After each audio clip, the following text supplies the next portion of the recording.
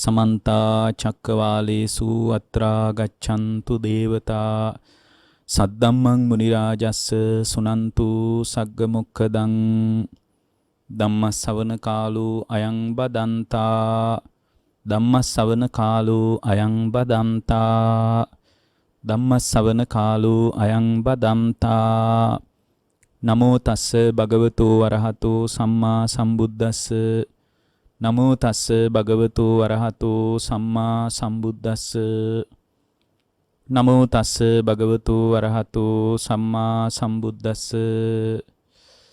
ඒ අපගේ ශාස්ත්‍රු වූ සම්මා සම්බුදුරජාණන් වහන්සේට අප හැම දිනාගේම নমස්කාරය වේවා. පින්වත්නි, භාග්‍යවතුන් වහන්සේ පැහැදිලිකට වදාළ ධර්මය සෑම දහම් මාත්‍රයක්ම අපේ අභ්‍යන්තරය නිවන්න හේතු වෙනවා. බුදුදහම කිසිම දවසක පුද්ගලයාගේ ජීවිතේ කලබවන දහමක් නෙමෙයි. තමන්ව නිවන දහමක්. තමන්ව සුවපත් කරන දහමක්. තමන්ව නිවන සුවපත් කරන දහමක් තමයි අපි අභියස තියෙන්නේ. මේ ධර්මය අපි පාවිච්චි කරන්න ඕන තමන්ගේ නිවීම පිණිස, සුවපත් වීම පිණිස. යම් කෙනෙක් බුදුරජාණන් වහන්සේගේ නාමයෙන් කැළඹෙනවා නම් එයා බුදුරජාණන් වහන්සේගේ ධර්මයේ මත සැබවින්ම දායාද වුණු ශ්‍රාවකෙක් නෙමෙයි. මොකද බුදුරජාණන් වහන්සේගේ ධර්මයේ තුල දායාද වුණු ශ්‍රාවකයා හැම වෙලාවකම නිවීමයි නියෝජනය කරන්නේ. සුවපත් වීමයි නියෝජනය කරන්නේ. අභ්‍යන්තර චිත්තසංතානය සනසා ගැනීමයි නියෝජනය කරන්නේ. එනිසා අපි දක්ෂ වෙන්න ඕන මේ ධර්මයේ පාවිච්චි කරලා අපේ ආධ්‍යාත්මීය සනසා ගැනීම පිණිස ප්‍රායෝගික වැඩපිළිවෙලක් ගොඩනගා ගන්නට. ඒක ලෝකේ කාටවත් හදලා දෙන්න පුළුවන් දෙයක් නෙමෙයි. මේ ධර්මයේ පරිහරණය කරමින් තම තමා විසින් හදා ගන්න ඕන තත්වයක්. පින්වත්නි, අද මේ දේශනාවට මාතෘකාවක් හැටියට බොහොම දීර්ඝ විස්තරයක් තියෙනවා. රූපය සම්බන්ධ සක්කාය දිට්ඨිය ප්‍රහාණය කරගන්නේ කොහොමද? මෙතන උපාදාය රූප සම්බන්ධවත් කතාවක් මතු කරලා තියෙනවා. ඒ වගේම අසනීප වුණු විට අනිමිත්ත චේතෝ විමුක්තිය ඇති කරගන්නේ කෙසේද?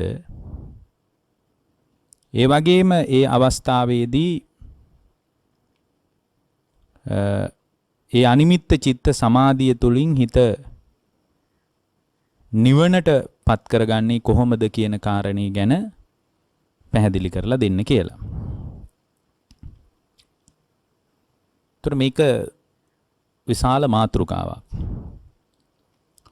උපාදාය රූප සම්බන්ධ සක්කාය දිට්ඨිය ප්‍රහාණය කරගත හැක්කේ කෙසේද කියලා පළවෙනියෙන් අහනවා.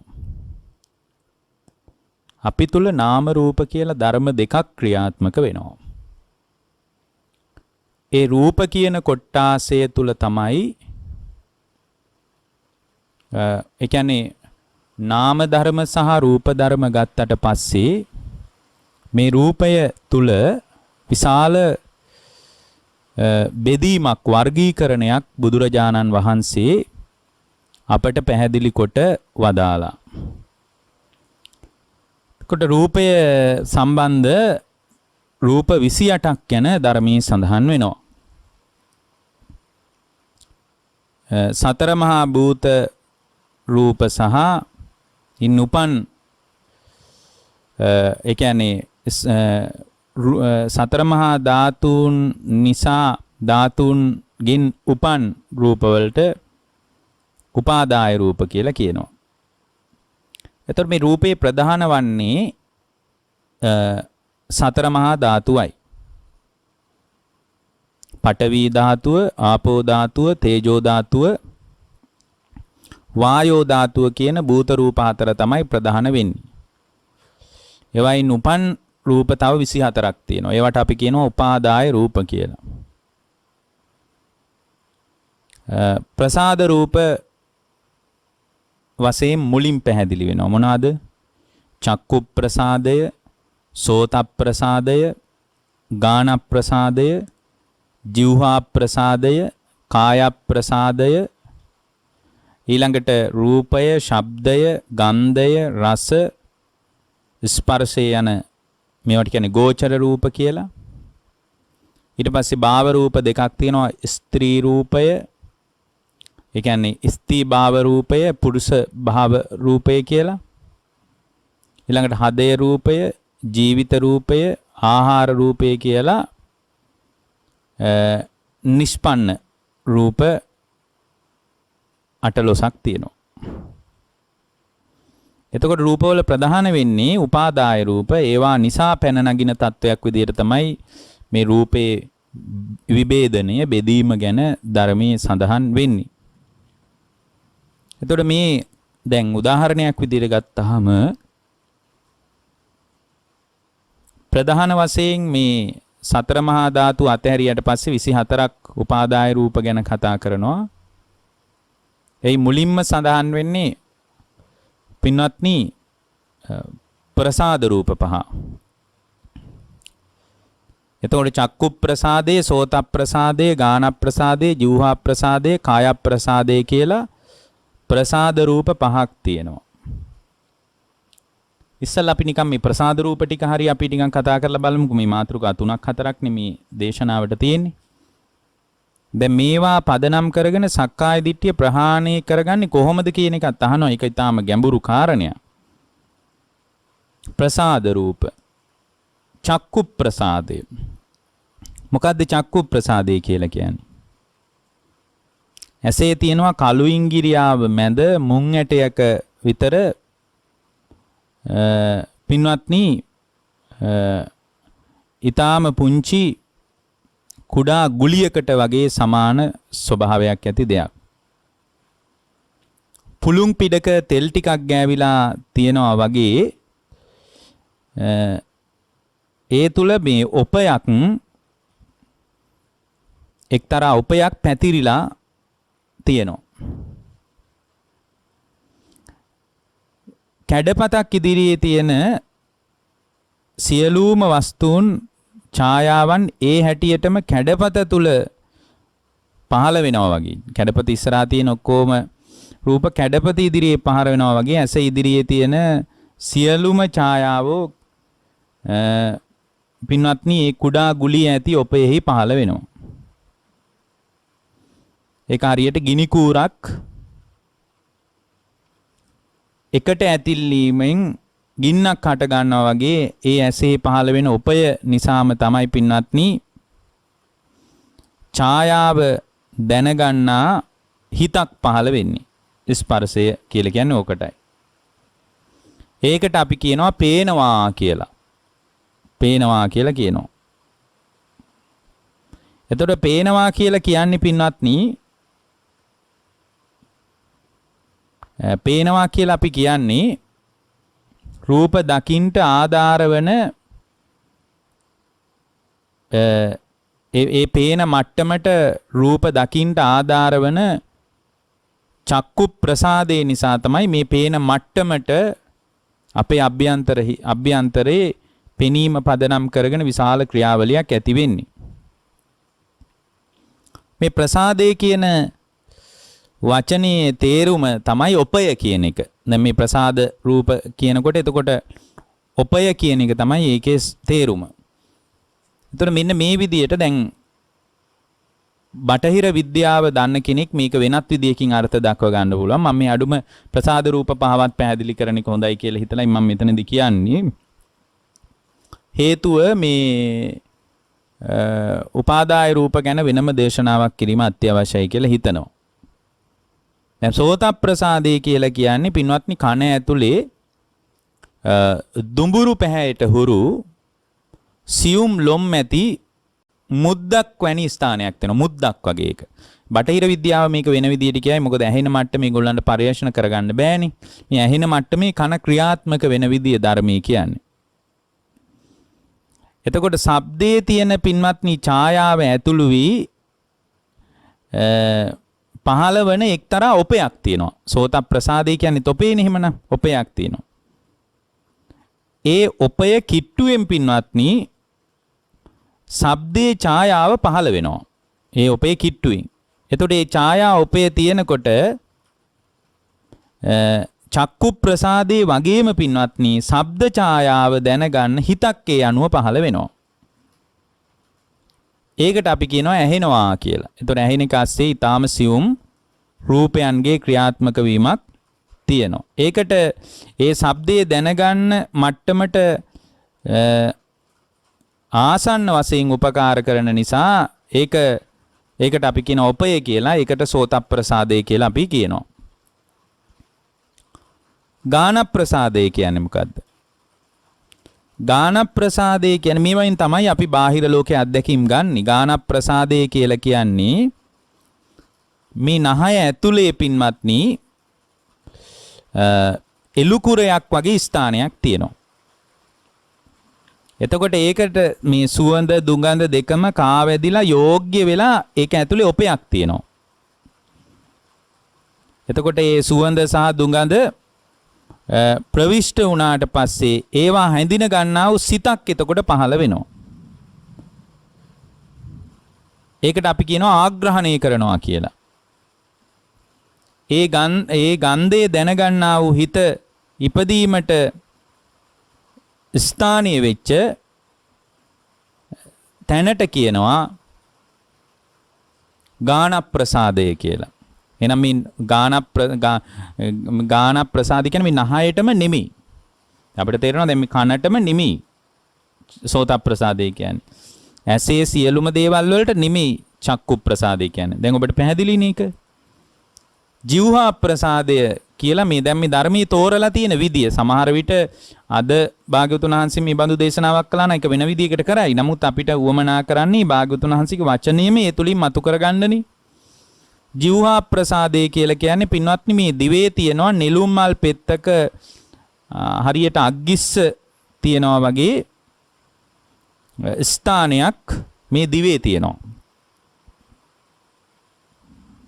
මధుර තිත්ත ඇඹුල් ආදී රසයන් කාවැදෙන ඔපයක් ඒ තුල පවතිනවා.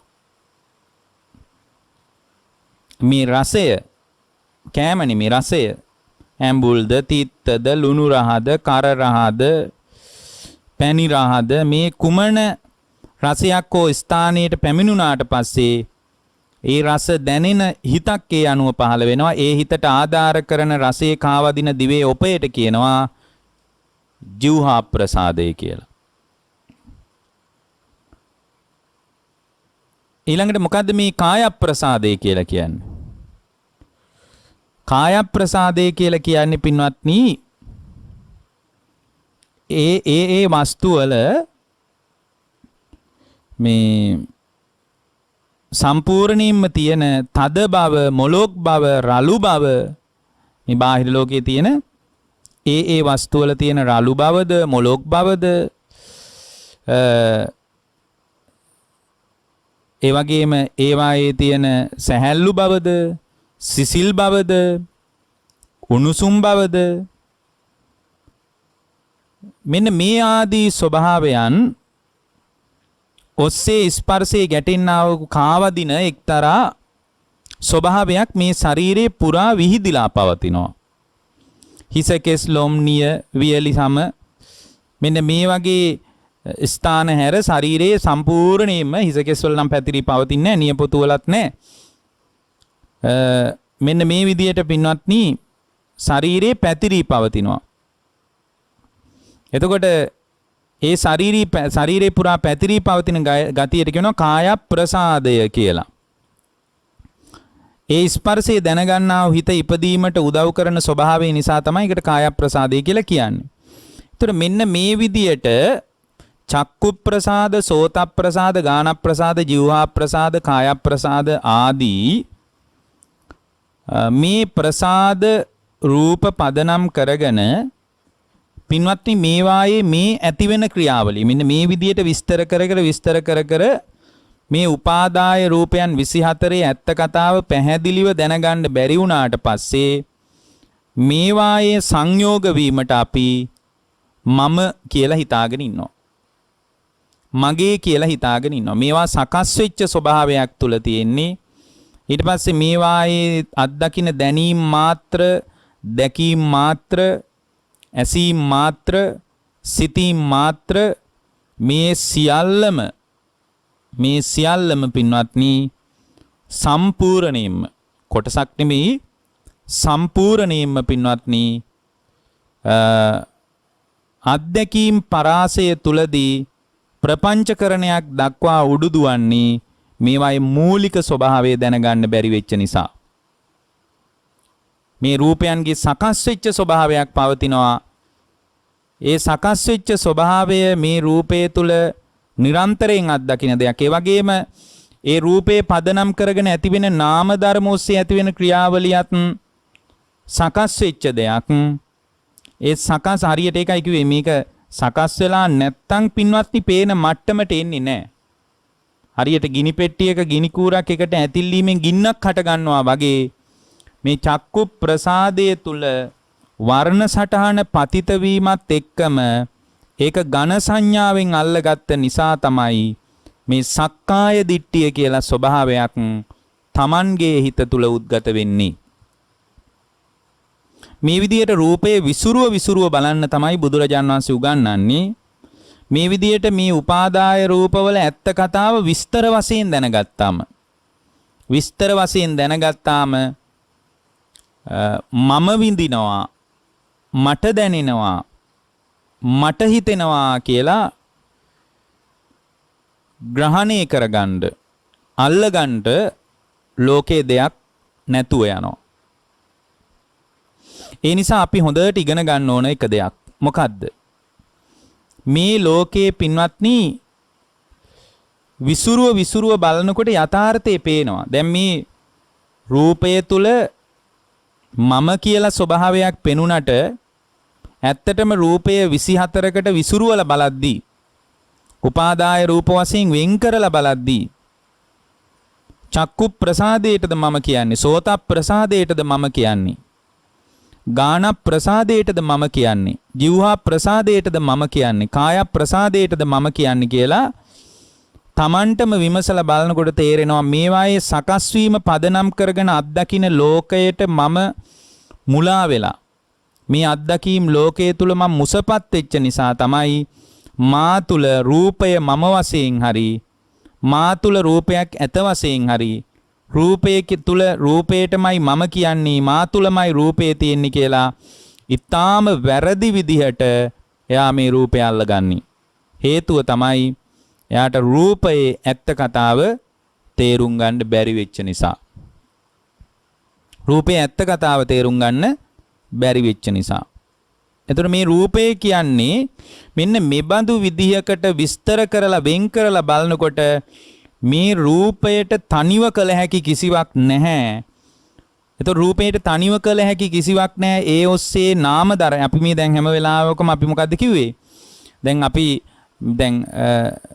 අපි තමු જીවහා ප්‍රසාදය ගැන කියද්දී අපි කිව්වා ඒ අනුව සිතට ආධාර කරන රසයේ කාවදින දිවෙහි ඔපේට තමයි જીවහා ප්‍රසාදය කියලා කියන්නේ. ඒ අනුව හිත පහළ වෙන්න මේ රූපේ උදව් කරනවා. එතකොට මේ රූපය උදව් කරනවා නාම ධර්ම පහළ වෙන්න. රූපයට තනියෙන් කරගන්න පුළුවන් කිසි දෙයක් නැහැ. මේ රූපයට තනිව හුදේකලාවේ කරගත හැකි කිසි දෙයක් නැහැ. නාම ධර්ම ඔස්සේ ප්‍රපංචකරණයක් දක්වා උඩුදුවන්ට රූපයෙන් උදව්ව හම්බ වෙනවා. රූපේ නිකම්ම හුදේකලා වුණොත්, නාම ධර්මයෙන් වෙන් වුණොත් රූපය කෙහෙල් ගහක් කපලා දැම්මා වගේ කඩා වැටෙන්නේ. ඒ නිසා පින්වත්නි, එතකොට එබඳු රූපයක් නම් තියෙන්නේ මට. සංයෝග වීම නිසා, නාම රූප ධර්මයන්ගේ එකතු වීම නිසා අත්දකින්න අත්දැකීම් ලෝකයක් නම් මට තියෙන්නේ. එබඳු අත්දැකීම් ලෝකයක නම් ඔබයි මමයි නතර වෙලා ඉන්නේ. මේ රූපය තුල සක්කාය දිට්ඨිය පනවන එකේ, සක්කාය දිට්ඨිය පවරාගෙන ඉන්න එකේ කිසිම තේරුමක් නැහැ. ඒක කිසිම අර්ථයක් නැති දෙයක් කියලා අපි තේරුම් ගැනීම පිණිස මේ රූපේ විසුරුවා බැලිය යුතුයි. විසුරුවා බලනකොට අපට පින්වත්නි රූපේ ආකාර 28ක්, රූපේ විභේදනයන් 28ක් හම්බ වෙනවා.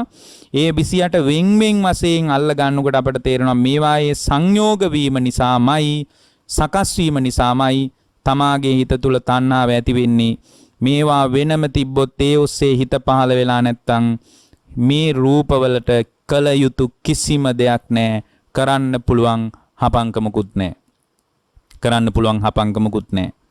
ඒ ඔස්සේ හිත පහළ වෙනකොට ගොඩ නැගෙන නාම ධර්ම ඇසුරු කරගෙනමයි පින්වත්නි මේ රූපේ නැගී හිටීම සිද්ධ වෙන්නේ. එතකොට මේ සත්‍ය අපි ඊටාම හොඳින් පැහැදිලිව පින්වත්නි තේරුම් ගන්න ඕන. දැන් බුදුරජාණන් වහන්සේ දේශනා කරපු ඊටාම ලස්සන දේශනාවක් තියෙනවා. දැන් මෙතන අපිට මතක් කරනවා මේ කාරණේම දැන් මේ තුලම අත්දකින්න ලෝකයේ තුල නිර්වාණ අවබෝධයට කරගන්නේ කොහොමද කියලාත් පැහැදිලි කරලා දෙන්න කියලා. ඇත්තටම පින්වත්නි මේ චක්කු ප්‍රසාද, සෝත ප්‍රසාද, ගාන ප්‍රසාද ආදී වශයෙන් මේ රූපේ විභේදනයන්ගේ උපකාරයේ නාම ධර්ම වලට උදව් කරනවා. හරියට මේ නාම රූප ධර්මයන් එකතු වෙලා තියෙන්නේ අර එකට හිටවපු දරමිටි දෙකක් වගේ. එකක් වැටුනොත් එකක් වැටෙනවා. නාම රූපයන්ගෙන් තොරව රූපයට පැවැත්මකුත් නැහැ. රූපයෙන් තොරව නයන්ගේ පැවැත්මකුත් නැහැ. එකිනෙකට යැපෙනවා. මේ නාම රූප ධර්මයන් පහළ වෙච්ච තැනක ස්කන්ධ ලෝකයේ උපාදානය වෙනකොට උපාදානය කරගන්නේ නැතුව ඉන්න තැනක තමයි නිබ්බාන කියන ස්වභාවය අපට අත්දැක ගන්න පුළුවන් වෙන්නේ. එතකොට මේ නිබ්බාන කියන ස්වභාවය අත්දකින්න ශ්‍රාවකයෙකුට දැන් ඔකට හරි ලස්සන දේශනාවක් තියෙනවා. සංයුක්ත නිකායේ සලායතන වර්ගයේ කේමා සූත්‍රය කියලා. කේමා භික්ෂුණිය විසින් ඒ කාරණේ පැහැදිලි කරන්නේ. කේමා භික්ෂුණිය පැහැදිලි කරන කාරණේ ඊටාම වැදගත්. ඒ දවස්වල බුදුරජාණන් වහන්සේ වැඩ සිටියේ සවැත් නුවර ජේතවනාරාමේ අනීපිඬු සිටුවරයා විසින් කරපු විශාල ආරාම සංකීර්ණේ. ඒ දවස්වල කේමා භික්ෂුණිය මේ කෝසල ජනපදයේ චාරිකාවේ වැඩම කළා. කෝසල ජනපදයේ චාරිකාවේ වැඩම කරනකොට පින්වත්නි සවැත් නුවරටත් සාකේත නුවරටත් අතර කෝරණවත්තු කියලා ගමක් තිබිලා තියෙනවා. ඒතර මේ තෝරණවත්තු කියන ගමට පිණ්ඩපාතේ වැඩම කරලා මේ ගමේ තමයි මේ කේමා කියන භික්ෂුණිය, රහත් භික්ෂුණිය වැඩ හිටියේ. ඉතින් මේ රජ්ජුරුවොත් චාරිකාවේ වඩින ගමන්, ඒ කියන්නේ කොසල් ජනපදයේ චාරිකාවේ වඩිදී මේ සවැත් නුවර සාකේත නුවරටත් කිට්ටු වෙන අතර තෝරණවත්තු කියන මේ ගමට පැමිණිලා මේ රජ්ජුරුවොත් සාකේත නුවරටත් සවැත් නුවරටත් යද්දී මේ නගරෙන් නතර වුණා. නතර වෙලා මේ ඒ ගමේ එදා රැය පහන් කරන්න කල්පනා කළා. ඉතින් රජුරොන්ට අදාළ රාජකීය විදියට ඒ කටයුතු ලෑස්ති කරලා තියෙන්නේ නැති. මධ්‍යම රාත්‍රියේ එනකොට ටිකක් හවස් වේගෙන එනකොට, ඇත්තට මධ්‍යම රාත්‍රියටත් වඩා හවස් වේගෙන එනකොට රජ්ජුරුවෝ තමන්ගේ ළඟ හිටපු එක්තරා හිතවත් පුරුෂයෙකුට කතා කළා. කතා කරලා කිව්වා මේ පුරුෂය අපි අද කාත් එක්කද මේ දහම් පිළිසඳරකේ දෙන්නේ. මේ පැත්තේ රජුරෝ ඉතින් කාලෙකින් ආපු තැනක් වෙන්න ඇති. මේ පැත්තේ නැද්ද නිකන් දහම් පිළිසඳරකය දෙන්න? ඒකට සුදුසු ශ්‍රමණේක් හරි බ්‍රාහ්මණේක් හරි කවුරු හරි කෙනෙක් මේ අපිට හොයාගන්න බැරි වෙයිද කියලා ඇහුවා. එහෙම අහනකොට මෙයා ටිකක් කල්පනා කරලා බලලා කියනවා දේවයන් වහන්සේ එහෙම කෙනෙක් නම් ඉන්නවා මෙහි. කවුද ඒ කියලා ඇහුවා. මේ ගමේ ඉන්නවා කියලා ආරංචි බුදුරජාණන් වහන්සේගේ ශ්‍රාවිකාවක් වෙච්ච කේමා කියන භික්ෂුණිය. එතකොට මේ කේමා කියන භික්ෂුණිය මේ තෝරණවත්තු ගමේ හිටින බව ආරංචි ඔබතුමාට පුළුවන් එයා කරා පැමිණිලා එබඳු දහම් කතාවක් දහම් ඇසුරක් පිණිස අවශ්‍ය නම් එබඳු දහම් ඇසුරකට අවශ්‍ය ධර්මමය උපකාරය ඒ භික්ෂුණියගෙන් සලසා ගන්නට පුළුවන්. ඔබතුමා කැමති නම්. ඇය මේ ඊටාම ඥානවන්තයි කියලත් ප්‍රසිද්ධයි. දැන් ඊට පස්සේ මෙයා හොයාගෙන ඉන්න ඇති. මොකද රජුරොත් එක්ක සංවාදයට නම් ඉතින් ඒකට සුදුසු කෙනෙක් ඉන්න එපායයි. මෝඩ මිනිස්සෙක් එක බෑනේ. එයා හොයලා බැලුවා බලලා ඇවිල්ලා ආයේ කිව්වා රජතුමනි ඒ භික්ෂුණිය ආර්යාවක් කියලා ඇයගේ කීර්තිය පැතිරිලා යනවා. ඊටා ඥානවන්ත බොහෝම වික්ත කෙනෙක් කියලාත් පැතිරිලා යනවා. බොහෝ ඇසූපිරූ තැන් තියෙන කෙනෙක් කියලාත් කතාව පැතිරිලා යනවා. ඔබතුමා කැමති නම් මේ භික්ෂුණිය එක්ක යම් පිළිසඳර කතාවක දහම් කතාවක යෙදෙන්න පුළුවන්. එහෙම කියනකොට අර කොසල් රජතුමා කේමා භික්ෂුණිය හිටි තැනට ගියා. හිටි තැනට ගිහින් කේමා භික්ෂුණියට වන්දනාත් කළා. වන්දනා කරලා එක පැත්තකින් වාඩි වුණා කේමා භික්ෂුණිය කිට්ටුයි. කේමා භික්ෂුණියට මෙහෙමත් පැවසුවා ආර්යාවනි දැන් බලන්න එයාට උවමනයි යම් දහම් කතාවක යෙදෙන්න. හැබැයි ඒ කාලේ තිබ්බ ප්‍රශ්නයක් තමයි ඇයගෙන් මේ රජතුමා අහන්නේ. අහනවා ආර්යාවනි ඇත්තටම තථාගතයන් වහන්සේ මරණින් මත්තේ ඉන්නවද? මොකද ඒ කාලේ හරි ගැටලු ටිකක් තිබ්බා. මේ මරණින් පස්සේ ඉන්නවද නැද්ද කියන එක තමයි ඒ කාලේ තිබ්බ බරපතල කතාව. මොකද බුදුරජාණන් වහන්සේ කවුරුත් කියපු නැති කතාවක් කිව්වා. මරණින් පස්සේ මේ කියන්නේ හේතු නිරුද්ධ වීමෙන් සියල්ලම නිරුද්ධ වී යන විදිහේ කතාවක් කිව්වා. ඉතින් මේක අමුතු කතාවක් ಭಾರತයට. මේ බුදුරජාණන් වහන්සේ මතු කරපු කතාව බොහොම අමුතු කතාවක්. ඒ නිසා මේ අය අතර බොහොම ഘോഷාවක් තිබුණා. අවබෝධයට පත්වෙච්ච කෙනෙක් මරණින් මතු ඉන්නවද නැද්ද කියලා. මේ වගේ කතාවක් තිබ්බා.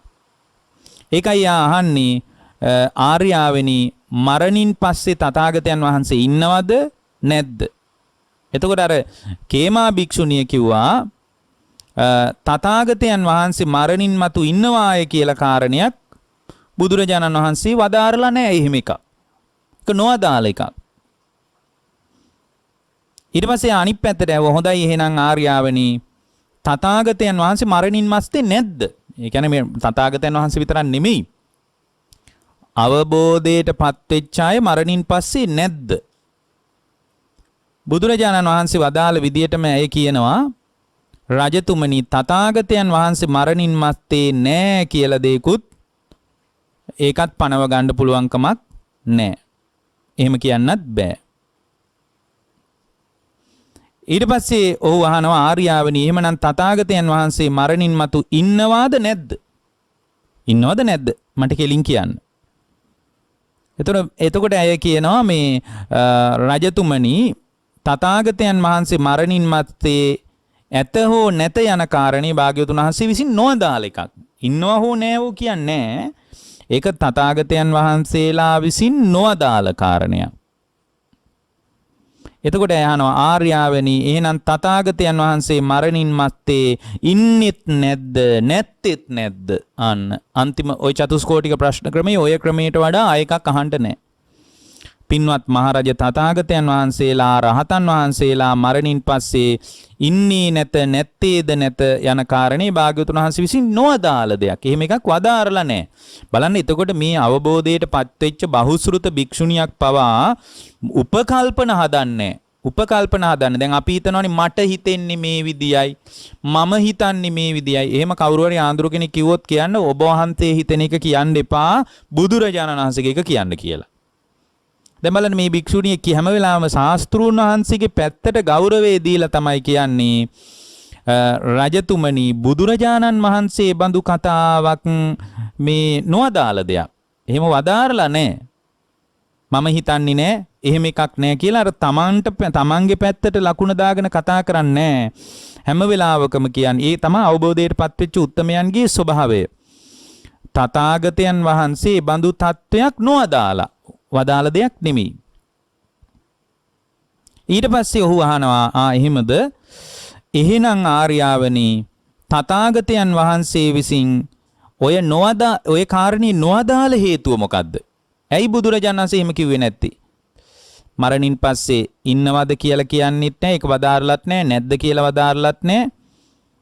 ඉන්නවද නැද්ද කියලා දෙකම මොකක්වත් කියලාත් නැහැ. ඉන්නේත් නැද්ද නැත්තේත් නැද්ද කියලා ඇහුවාම ඒකට මොකක්වත් උත්තර දෙලත් නැහැ. ඇත්තටම ආර්යාවෙනි තථාගතයන් වහන්සේ විසින් ඔබඳු කාරණයක් ඔය ඔබතුමිය කියන විදිහේ කාරණයක් නොවදාළ හේතුව මොකද්ද? ඒකට ප්‍රත්‍ය මොකද්ද කියලා ඇහුවා. ප්‍රත්‍ය මොකද්ද? එතකොට මේ භික්ෂුණිය බොහෝම ලස්සන කාරණයක් මතු කරනවා. මහරජ ඔබ මොනවද මේ ගැන හිතන්නේ? මොකක් ගැනද? යම් තැනක මෙච්චරක් වැලි තියෙනවා. අපි තමු සම්පූර්ණ මේ පොළොවේ එක භූමියක වාලුකා කාන්තාරයක මෙච්චරක් වැලි තියෙනවා. මෙච්චරක් 100 ගණන් වැලි කැට තියෙනවා කියලා හරි මෙච්චරක් දහස් ගණන් වැලි කැට තියෙනවා හරි මෙච්චරක් ලක්ෂ ගණන් වැලි කැට තියෙනවා කියලා හරි ගංගා නදියේ පවතින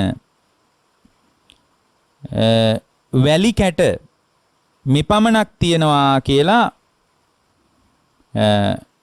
ගංගා නදියේ වැලි ගණනය කරන්නට පුළුවන්කමක් තියෙනවා නම් සංඛ්‍යාවකින් ඒක දක්වන්න පුළුවන් කෙනෙක්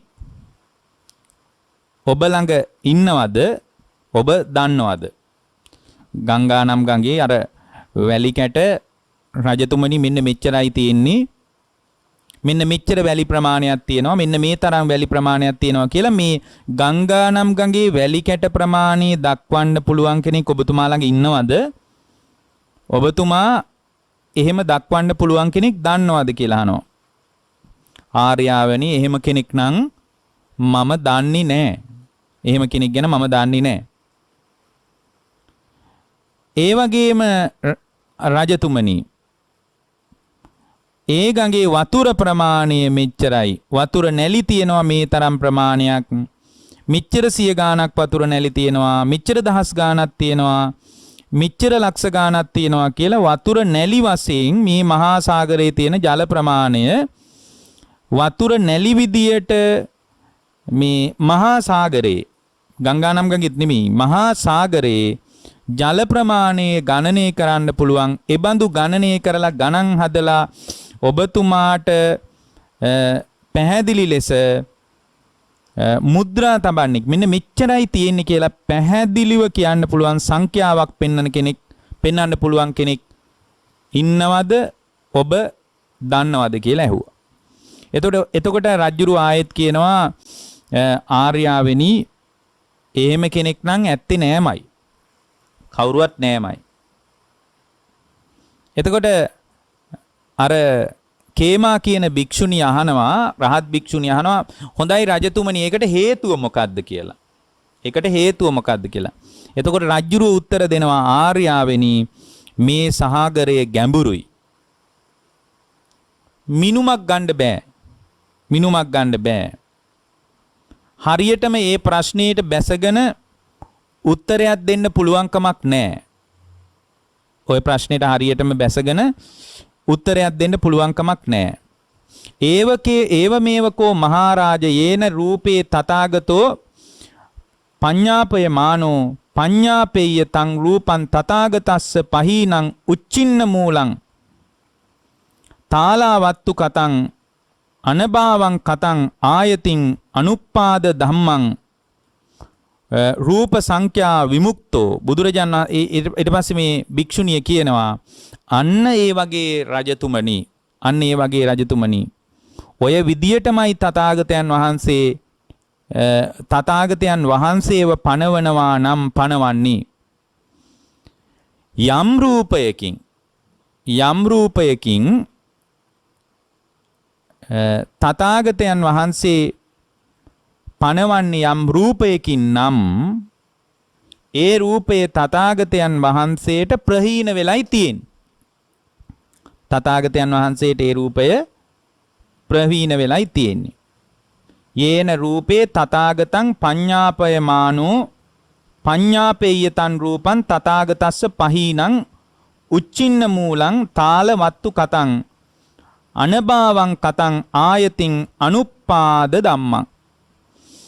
ඔය විදියටම තථාගතයන් වහන්සේ පණවනවා නම් පණවන්නේ යන් රූපයකින් නම් ඒ රූපේ තථාගතයන් වහන්සේට ප්‍රහීන වෙලයි තියෙන්නේ. මුලින්ම සිඳලයි තියෙන්නේ. හරියට කරටිය සිඳපු තල් ගහක් මෙන් වෙලයි තියෙන්නේ. අභාවයටපත් වෙලයි තියෙන්නේ. නැවත නූපදින පරිදි නැති වෙලයි තියෙන්නේ.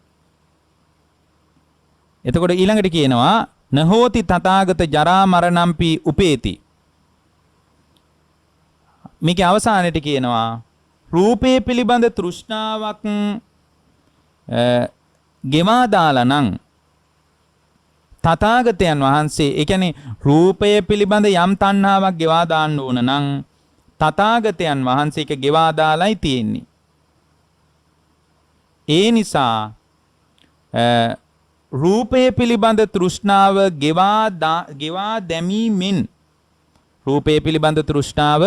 ගෙවා දැමීමෙන් නිදහස් වෙලා ඉන්න තථාගතයන් වහන්සේ ගම්බීරයි. උන්වහන්සේ මිනුමකට අයිති වෙන්නේ නැහැ. බැස ගැනීමකට අයිති වෙන්නේ නැහැ. හරියට මහා සාගරය වගේ. ඒ නිසා තථාගතයන් වහන්සේ මරණින් මත්තේ ඉන්නවාද යන කරුණ යෙදෙන්නේ නැහැ. තථාගතයන් වහන්සේ මරණින් මතු ඉන්නවාද නැද්ද යන කාරණයක් යෙදෙන්නේ නැහැ. තථාගතයන් වහන්සේ මරණින් මතු ඉන්නෙත් නැද්ද නැත්තේත් නැද්ද කියන කාරණයක් යොදන්න බෑ. ඇයි? රූපය ගැන විතරක් නෙමෙයි මෙතන දිගට කියාගෙන යනවා. වේදනා සංඥා සංකාර විඥාන කියන ස්කන්ධයන් පහ පිළිබඳ කරටිය සිඳපු තල් ගහක් වගේ කරලයි තියෙන්නේ. තථාගතයන් වහන්සේ ප්‍රහීන කරලයි මුලින්ම සිඳලයි තියෙන්නේ. අභාවයටම පත් වෙලයි තියෙන්නේ ස්කන්ධයන්ගේ උපාදානය.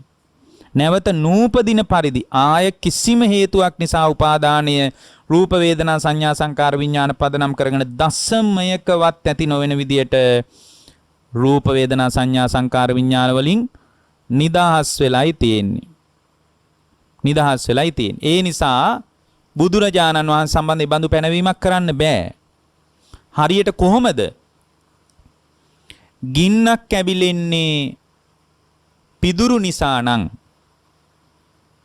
පිදුරු අයින් වුණාට පස්සේ පිදුරු ඉවත් කළාට පස්සේ පිදුරු දැවිලා ඉවර වුණාන් පස්සේ ගින්න නිවී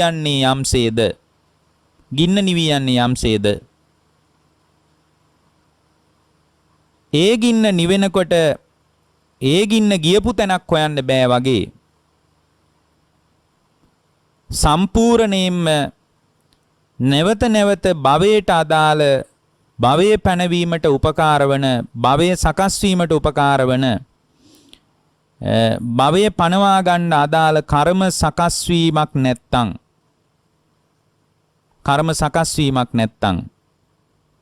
ගින්නක් නිවුනාම ගින්න ගියපු දිශාව හොයන්න බෑ වගේ අවබෝධයටපත් වෙච්ච උතුමා මරණින් මත්තේ ඉන්නවද නැද්ද කියලා එකක් පනව ගන්න බෑ. මෙතන ඒක පැහැදිලි නොවුනත් අපි ඒක තේරුම් ගන්න ඕන. එතකොට එහෙමනම් අපිට මේ භවය කියන එක පැනවෙන්නේ සම්පූර්ණයෙන්ම උපය ධර්මයන් පදනම් කරගෙන උපය උපාදාන අබිනිවේෂ අනුසය ධර්මයන් පදනම් කරගෙන තමයි පින්වත්නි මේ භවය කියලා ස්වභාවයක් අපි තුල පැනවෙන්නේ. උපය උපාදාන අබිනිවේෂ අනුසය ධර්මයන් යම් තැනක නැත්තම් පින්වත්නි එතන භවය කියලා ස්වභාවයක් පැනවෙන්නේ නැහැ. ඔන්න අවබෝධය හදාගන්න කෙනෙකුට පින්වත්නි තමන්ගේ නාම රූප ධර්මයන් මත තමා තුළ මතුවෙන නාම රූප ධර්මයන් මත ස්කන්ධ ධර්මයන් ගොඩ නැගෙනකොට නැවත නැවත කර්ම සකස් කරගන්න ලෝකයට පිවිසෙනකොට පිවිසෙනවා සාමාන්‍ය කෙනෙක්. ඒ පිවිසෙන තැන්වල යා හැම වෙලාවකම කර්ම සකස් කරගන්නවා. එයාට නැවත ලෝකයට පිවිසෙනකොට අත්දැකීම් තුල තමාගේ ජීවිතයේ අභ්‍යන්තර ලෝකයේ තුල ගොඩනැගෙන ස්කන්ධ පහ මත උපාදානීය ස්වභාවයක් පැනවෙන්නේ නැත්තම් උපාදානීය ස්වභාවයක් පැවරෙන්නේ නැත්තම් ඒ පැවරෙන්නේ නැති තැනක එයාගේ හිත නිවනටපත් වෙනවා. ඔන්න නිවන සම්බන්ධවත් පැහැදිලි කාරණයක් මතු කළා. එhmenan ස්කන්ධයන් සම්බන්ධ ස්කන්ධයන්ගෙන් මිදීම තුලමයි නිවන තියෙන්නේ. තණ්හාවමයි නිවන වසාදාන කාරණේ. සසර මවන්නේ තණ්හාව විසින්මයි. ඊළඟට මේ මාතෘකාවේ තියෙනවා අනිමිත්ත චේතෝ විමුක්තිය ඇති කරගන්නේ කෙසේද? අහලා තියෙන අසනීප වූ විට අසනීප වුණාම අනිමිත්ත සමාධියක් ඇති කරගන්න බෑ. ඒක පුහුණු කරලා තියෙන්න ඕන.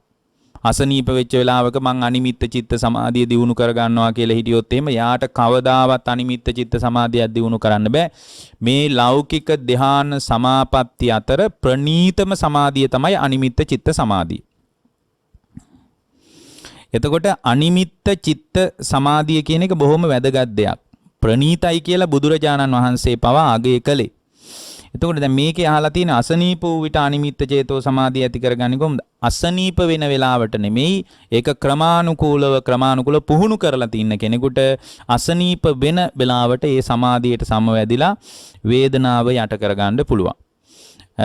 පින්වත්නි, බුදුරජාණන් වහන්සේ පැහැදිලි කරන විදිහට මේ සියලු සංස්කාරයන්ගේ නිමිති කල්පනා කොට නිමිති සටහන් වෙන ස්වභාවයක් අපේ මනස තුල ක්‍රියාත්මක වෙනවා හැම වෙලාවකම. එතකොට මේ නිමිති සටහන් වීමේ ස්වභාවයක් අපේ හිත තුල පවතිනවා. මේ සියලු සංස්කාරයන් පිළිබඳ නිමිති කල්පනා නොකොට ඉන්න ස්වභාවයට කියනවා අනිමිත්ත කියලා. අනිමිත්ත කියන්නේ මොකද්ද? අනිමිත්ත කියන්නේ සියලු සංස්කාරයන්ගේ නිමිති කල්පනා නොකොට ඉන්න ස්වභාවයට තමයි අනිමිත්ත කියලා කියන්නේ.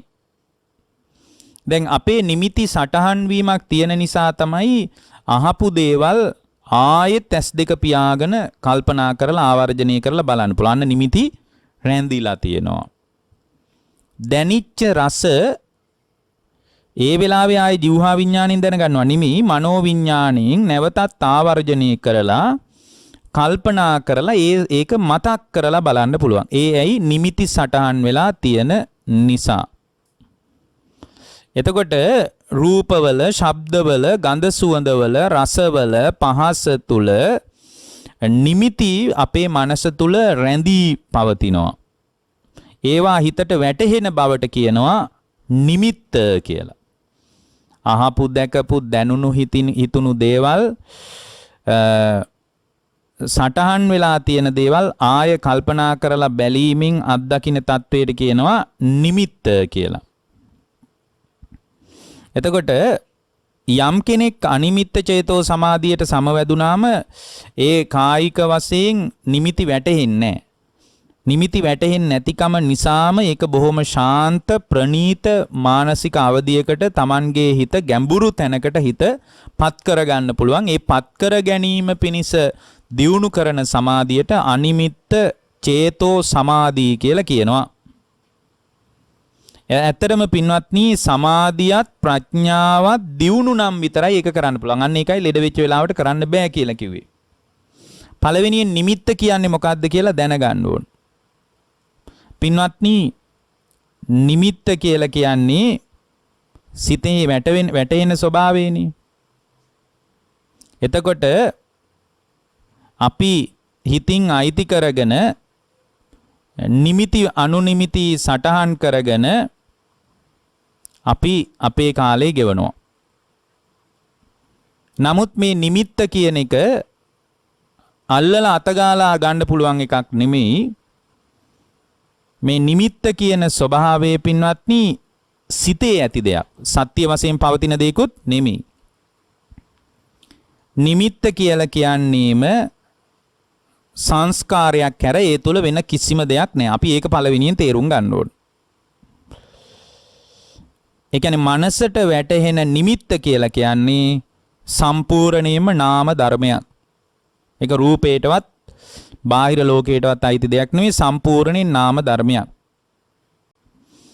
නිමිති සටහන් පහළ වීම කියලා කියන්නේ මේ නිමිති සටහන් පහළ වීම සත්වයාගේ නිමිති සටහන් පහළ වීම මත සත්වයා උපාදානය කරගෙන කටයුතු කරනවා. උපාදානය කරගෙන කටයුතු කරනවා. එතකොට මේ නිමිති සටහන් උපාදානය කරගෙන කටයුතු කරන්නේත් අපි තුල තියෙන අවිද්‍යාව නිසාමයි. අවිද්‍යාව නිසාම මේ සිතේ ක්‍රියාත්මක වන දේවල් වලට අපේ හිත බැඳිලා හිතේ උපාදානය ඇති කරගෙන ඉන්නකොට තව දුරටත් ඒ නිමිත්තම පදනම් කරගෙන නොයෙක් ආකාරයේ සිතුවිලි ධර්ම Tamanගේ හිත පැත්තට ගලාගෙන එනවා. ඒක තමයි වෙන්නේ. දැන් උදාහරණයක් විදිහට අපි මෙහෙම හිතමු. උදාහරණයක් විදිහට අපි ගිහින් තියෙනවා සෝමාවතිය වඳින්න. දැකලා තියෙනවා. ඒතර සෝමාවතිය දැක්කට පස්සේ ඒ සෝමාවතිය දැක්කාම ඒක හිතට වැටුණාට පස්සේ ඒක හිතින් ඇල්ලුවොත් පින්වත්නි ඒ අල්ලගත්ත තැනක දැන් මෙතන ඉඳලා සෝමාවතිය වැඳලා තියෙන කෙනෙකුට දැන් කල්පනා කරලා බලලා ඒ ඔස්සේ ඒ නිමිත්තම පදනම් කරගෙන හිතට ගොඩාක් සංස්කාර ධර්ම ගලාගෙන ඉන්නේ නැද්ද? ගලාගෙන එනවා. එතකොට ඒ සංස්කාර ධර්ම හිතට ගලාගෙන එනකොට නිමිති වැටහිච්ච ස්වභාවය නිසාම සංස්කාර ගලාගෙන එනකොට ඒ සංස්කාර උපාදානය වෙනවා.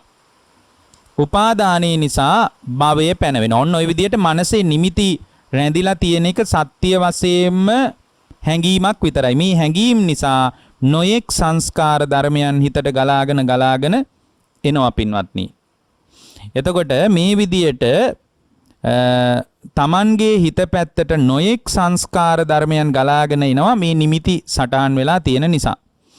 දැන් මෙතන උපාදානෙ අයින් කරලා දැම්මොත් එහෙම සිතින් අල්ලන්නේ නැතුව ඉන්නවා නම් ඒ කියන්නේ අර උපාදානෙ අයින් කරලා සිතින් නිමිත්ත අල්ලන්නේ නැතුව ඉන්න එකට කියනවා එහෙම හිත පුහුණු කරන එකට කියනවා අනිමිත්ත චිත්ත සමාධිය කියලා.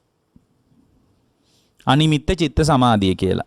එතකොට සිතුවිලි ගැන අපි ඒ ඇතිවෙච්ච නාම ධර්ම විඳිමින් අපේ කාලය ගෙවනවා. ඇත්තටම සිතුවිලි ධර්ම හිතට ගලන එක නිමිති මනසට වැටෙන එකම දුකක්.